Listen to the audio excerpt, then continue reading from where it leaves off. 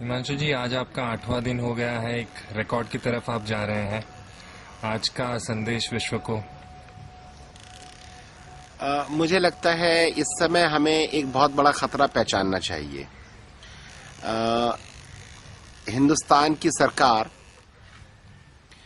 पूंजीवादी ताकतों के प्रभाव में एक बहुत खतरनाक खेल इस देश में खेल रही है।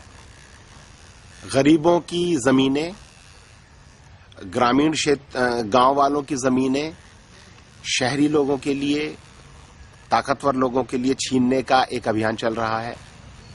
आदिवासियों की जमीनों को माइनिंग के लिए छीनने का एक अभियान चल रहा है और उसके परिणाम स्वरूप देश में एक तरह का युद्ध शुरू हो गया है, जिसमें गरीब एक तरफ से लड़ रहा है और दूसरी तरफ से सरकार की तरफ से पैरामिलिट्री फोर्सेज लड़ रही हैं और दोनों ही तरफ गरीब हैं। पैरामिलिट्री फोर्सेज में भी हमारे देश के गरीब बच्चे हैं, वो अगर फोर्सेज में नहीं जाएंगे तो वो गरीबी से मर जाएंगे। और दूसरी तरफ वो नौजवान हैं जो अपनी जमीनें बचाने के लिए, चाहे वो सेज में जाने वाली जमीनें हों, चाहे वो डैम्स में जाने वाली जमीनें हों, चाहे वो न्यूक्लियर प्लांट में जाने वाली जमीनें हों, चाहे वो माइनिंग के लिए बस्तर की छीनने जाने वाली जमीनें हों, झारखंड की जमीनें हों, उड़ीसा या नर्मदा वैली में जाने वाली जमीनें हों, उन सब जमीनों को बचाने के लिए गरीब एक तरह से संघर्ष कर रहा है। और इस तरीके से इस देश का गरीब नौजवान जो अपनी जमीन बचाना चाहता है और दूसरी तरफ इस देश के पैरामिलिट्री फोर्सेस में नौजवान, इन दोनों के बीच लड़ाई शुरू हो गई है और ये एक तरह का गृह युद्ध है। इस गृह युद्ध का परिणाम ये होगा कि हमारे देश का पॉलिटिकल,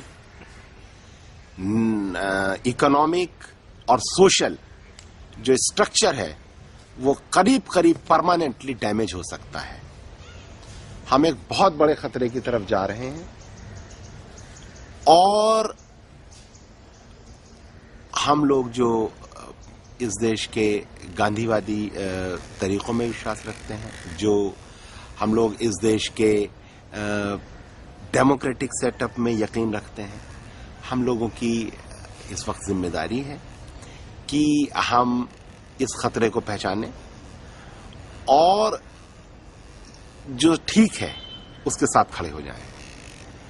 हम नहीं कहते कि हम फोर्सेस के खिलाफ हैं। हम जानते हैं कि फोर्सेस किन ताकतों के कहने से अपने ही देश के गरीब लोगों पर हमले कर रही हैं। इसलिए हम जो लोग फोर्सेस में हैं उनको भी समझाना चाहते हैं कि देखिए, आप पूंजीपतियों के लिए अपने देश के लोगों को मार रहे हैं और जो गरीब हैं वो अपनी जमीनों को बचाने के लिए लड़ रहे हैं। इस देश के जितने भी नौजवान हैं वो इस खतरे को समझें और इसके खिलाफ खड़े हों।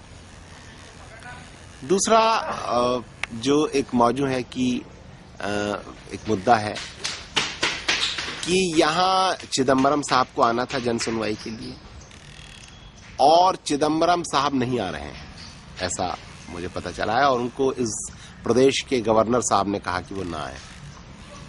इसका फायदा जनता को नहीं होगा, इस देश के पॉलिटिकल सिस्टम को नहीं होगा, इस देश की डेमोक्रेसी को नहीं होगा। फायदा होगा तो नक्सलियों को होगा। तो अगर इस देश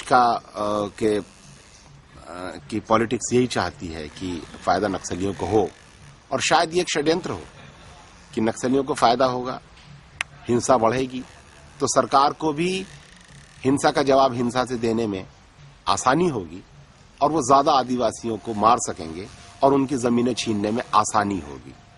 तो ये एक बहुत बड़ा षड्यंत्र है। पिछले दिनों जब मैं चिदम्बरम साहब से मिला था और मैंने उनसे कहा कि हमें तो डीमिलिटराइजेशन करना चाहिए ट्राइबल एरियाज का, तो उन्होंने कहा देखिए, हम तो डीमिलिटराइजेशन करना चाहते हैं और कश्मीर से हमने फोर्सेज हटा ली हैं। तो हमने कहा वो फोर्सेज आपने छत्तीसगढ़ में भेज दी हैं। तो बोले मैं उन्हें चांद पर तो नहीं भेज सकता। मैंने कहा आप बैरक्स में भेज सकते थे। तो ये एक बहुत सोची समझी साजिश के तहत सारे देश से फोर्सेस को हटा करके दंतेवाड़ा भेजा जा रहा है, क्योंकि दंतेवाड़ा में इस समय सबसे बड़ा स्वार्थ इस देश के पॉलिटिशियंस का यहां पर लगा हुआ है। बहुत बड़े फायदे की लिए माइनिंग की जाने वाली है और उसके लिए हमारे जो फोर्सेस को यहां पर लगाया जा रहा है। मैंने कल भी बताया, मेरी एक बहुत बड़े पुलिस ऑफिसर से बात हो रही थी। उन्होंने कहा कि साहब हमें तो ये बताया गया है कि ये सब कुछ एक दो बड़े कंपनियों के लिए किया जा रहा है। मैंने कहा बिल्कुल सच है। ये नक्सलवाद नहीं है, नक्सलवाद के खिलाफ कोई लड़ाई नहीं है, ये कोई आतंकवाद के खिलाफ लड़ाई नहीं है, ये लड़ाई गरीब आदमी के खिलाफ है, उसकी जमीन छीनने के खिलाफ है।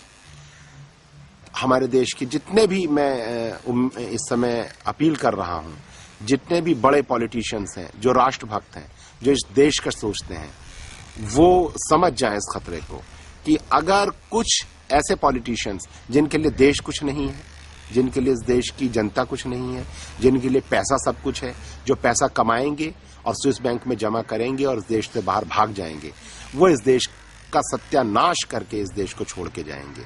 इसलिए अभी भी वक्त है कि हम लोग इस खतरे को समझ जाएं और इस षड्यंत्र को समझ करके इसमें कुछ आवाज उठाएं और हस्तक्षेप करें। और हिमांशु जी, जन सुनवाई की क्या परिस्थिति है, क्या प्लान्स है अभी?